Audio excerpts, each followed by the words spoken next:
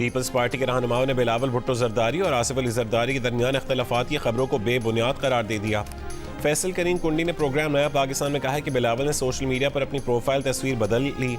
ये कोई बड़ी बात नहीं है, बिलावल का दुबई जाना भी मामूल की बात है। बिलावल भुट्टो जरदारी जुमेरात को और आसिफ अली जरदारी जुमे को दुबई गए हैं। बिलावल भुट्टो जरदारी खफा नहीं जो आसिफ जरदारी उन्हें मनाने जाएं।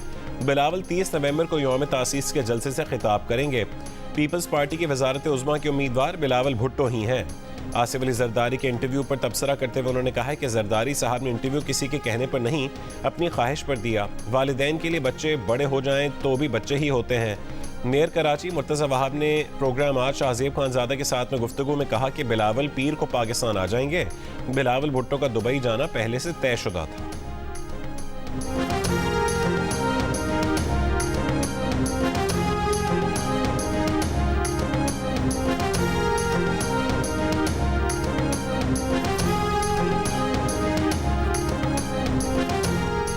निगरान वजीर दाखिला सरफराज बुगटी ने चेयरमैन पीटीआई को अदालतों का लाडला करार दे दिया। कहा कि चेयरमैन पीटीआई को जेल में दी जाने वाली सहूलतों का आम शहरी तस्वुर भी नहीं कर सकता। उन्हें जो सहूलियात हासिल हैं माजी में किसी साबिक वजीर आजम को भी जेल में हासिल नहीं थी। बोले उनके ख्याल में नवाज शरीफ पर बनने वाले केसेस में बेशतर बेबुनियाद थे।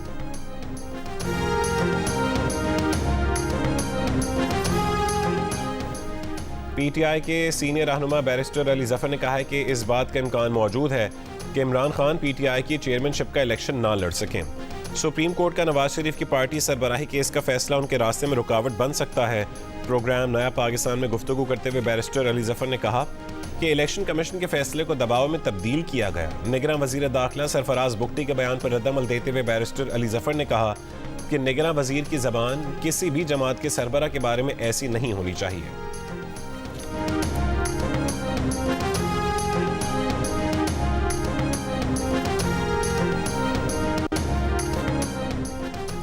निगरान वजीर आजम अनवारुल्लाह काकड़ की सदारत में खुसूसी सरमायाकारी सहूलत काउंसिल की एपिक्स कमेटी का इजलास। आर्मी चीफ, वज़रा और आला हुकाम की शिरकत। दोस्त ममालिक के साथ मुख्तलिफ इक़दामात की मुत्तफ़िक़ा मंजूरी। एपिक्स कमेटी के मुख्तलिफ मनसूबों पर अमल दरामद तेज़ करने की हिदायत। आर्मी चीफ ने हुकूमत के मुआशी इक़दामात में फ़ौज की हिमायत के गैर मुतज़लज़ल अज़्म का यकीन दिलाया।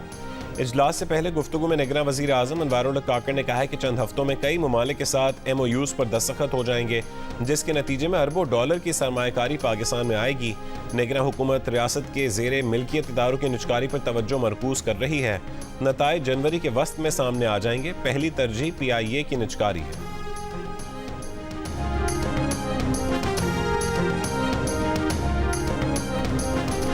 कराची की राशिद मिन्हास रोड पर शॉपिंग सेंटर में लगी आग पर 3 घंटे बाद भी काबू नहीं पाया जा सका। आग से झुलसकर 3 अफराद जहां बहक, 8 की हालत तशवीशनाक।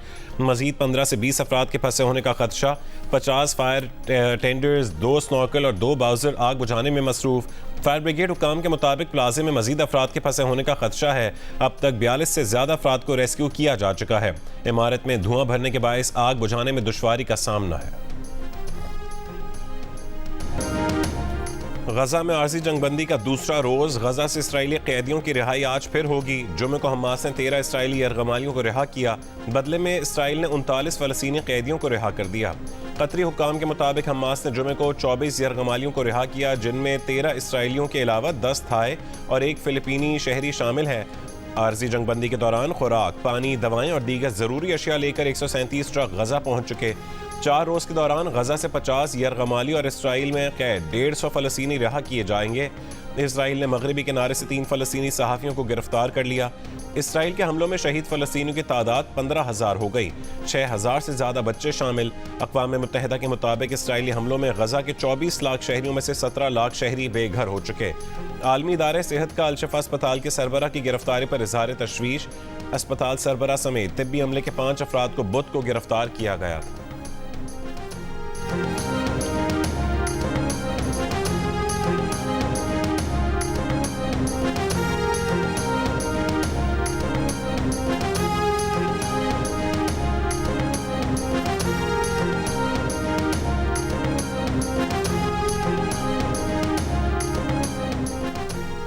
अमरीकी सदर जो बाइडन ने यरगमालियों की रिहाई को शुरुआत करार दे दिया। गजा में आर्जी जंगबंदी में तोसी के इम्कान पर बात की। कहा वक्त आ गया है कि इसराइल और फलस्तीन के 2 रियासती हल पर काम किया जाए। उर्दन के वज़ीर ख़ारजा ने कहा कि हमारे वाज़ेह मुतालबात हैं, गज़ा में वहशियाना जंग को रोका जाए। बेल्जियम और स्पेन के वज़राए आज़म की गज़ा में तबाही पर इसराइल पर तनकीद। इसराइली वज़ीर ख़ारजा का दोनों ममालिक के सफ़ीरों को तलब करके एहतजाज।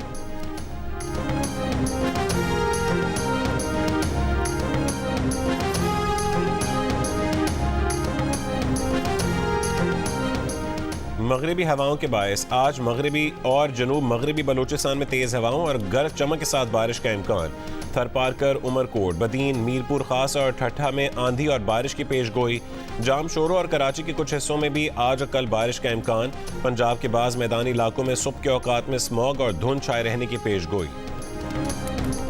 दौरे ऑस्ट्रेलिया के लिए कौमी क्रिकेट टीम के टेस्ट स्क्वाड का रावलपिंडी में कैंप। पाकिस्तानी बैटर्स ने ऑस्ट्रेलियाई पिचेस से हम आहंग होने के लिए मार्बल स्लैब पर प्रैक्टिस की। दूसरे मरहले में बैटर्स को सिंथेटिक बॉल और टेप बॉल से बैटिंग करवाई गई। कौमी टीम के ऑलराउंडर इमाद वसीम का इंटरनेशनल क्रिकेट से रिटायरमेंट का ऐलान। सोशल मीडिया पर पैगाम में कहा है कि अपने इंटरनेशनल करियर के बारे में सोचने के बाद वो इस नतीजे पर पहुंचे हैं कि ये रिटायरमेंट का दुरुस्त वक्त है। उनके लिए पाकिस्तान की नुमाइंदगी करना एजाज़ है। इमाद वसीम ने 55 वनडे इंटरनेशनल और 66 T20 इंटरनेशनल मैचेस में कौमी टीम की नुमाइंदगी की।